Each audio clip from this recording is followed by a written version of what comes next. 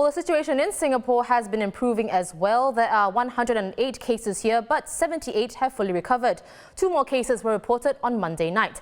And now we are joined by Renee Poh, reporting live from the National Press Centre, where National Development Minister and co-chair of the Multi-Ministry Task Force, Lawrence Wong, has just announced additional measures to deal with the escalating coronavirus situation globally.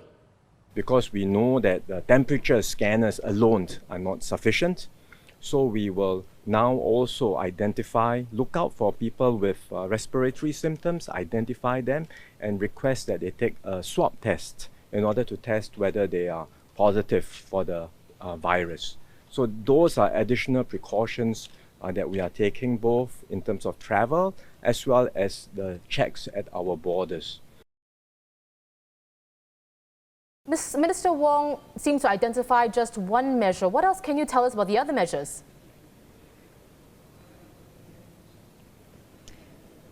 Yes, Olivia. So travellers who have been to Iran, northern Italy and South Korea within the past 14 days will not be allowed to enter or transit in Singapore. And Singaporeans, permanent residents as well as long-term pass holders who have been to these areas will also be issued a stay-home notice. And MOH has expanded its definition of suspect cases to include persons with pneumonia or severe respiratory infection with breathlessness who had been to these areas within 14 days before the onset of symptoms. And these cases will be referred to the hospital for further assessment. Right. Well, Renee, I understand that visitors travelling to Singapore will have to, they may be required to undergo swab tests. Could you tell us how these swab tests work? Yes, so these swab tests are for travellers who do not meet the clinical suspect case definition.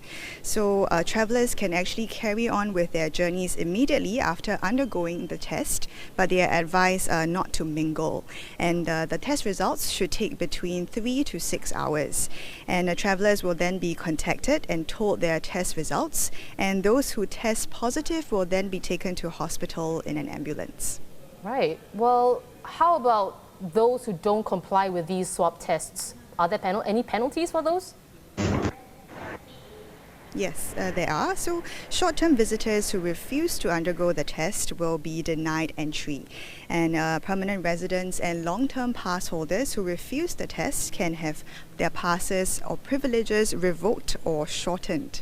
And all travellers, including Singaporeans who do not comply with testing, may face penalties under the Infectious Diseases Act.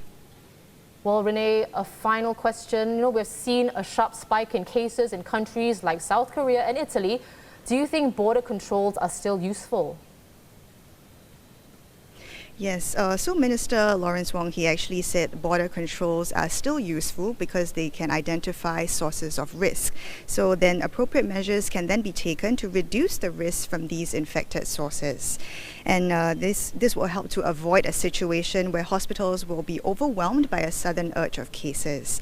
And Minister also said that Singapore has to be prepared that at some stage border controls will be insufficient to stop the virus.